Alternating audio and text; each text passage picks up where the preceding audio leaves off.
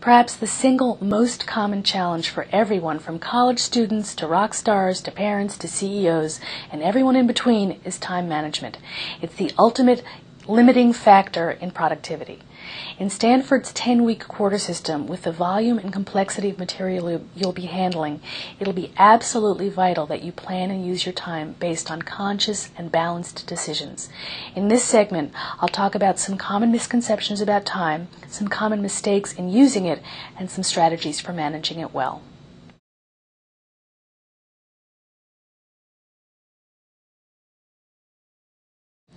Your life in high school came with a built-in structure that was imposed by your 9 or 7 to 3 day and your after-school activities and homework and the expectation of you to be home and in bed asleep.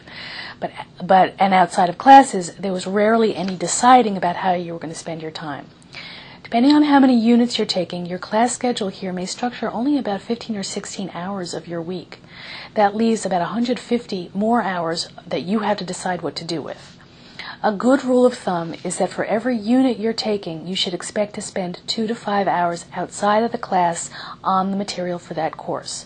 So if you're taking 15 units and are in class for 15 hours a week, you should expect to spend an additional 30 to 75 hours outside of class time working on those classes. This number varies so greatly because not everyone learns at the same rate and not everyone has the same level of preparation. Your roommate may have terrific strategies for reading and getting work done, and you haven't practiced those, so don't expect the same numbers to work for you as they work for everybody else around you.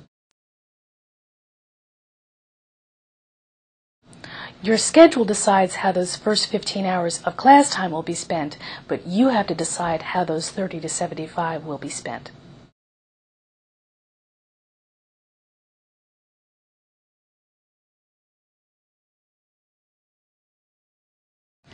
That 10-page paper that's due in 3 weeks cannot be researched, conceptualized, rewritten several times, and proofread overnight. Each step of that production of a paper needs a specific deadline that you have to set for yourself.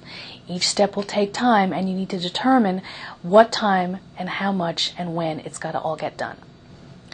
Rather than write into your calendar that you're going to study from 4 p.m. to midnight, write down what you're actually aiming to complete in those hours.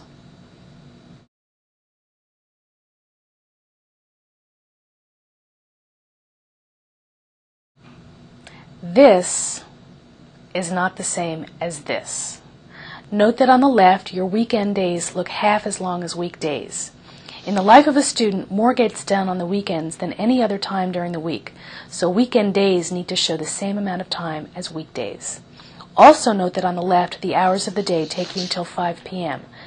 90% of your homework will probably get done after 7 p.m. and on the weekends. Although the grid format on the right isn't ideal because Sunday looks so painfully brief, it is better.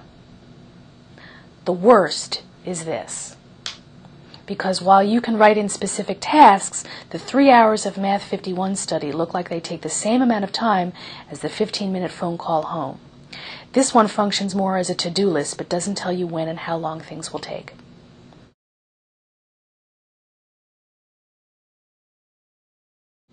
You will not be able to do everything on time all the time. It's normal. It's part of being here. It's part of making decisions about what's more important and when it's more important. Don't panic. If you don't finish your IHUM reading every week, or if you have to push a deadline back, you can do that. It's okay to be flexible. But it's good now at the beginning to look ahead in your schedule for times that you can get ahead if possible, so that when crunch time comes, you've already gotten something under your belt and don't have to do as much in that moment. But if you don't finish your reading, consider learning some more efficient reading techniques.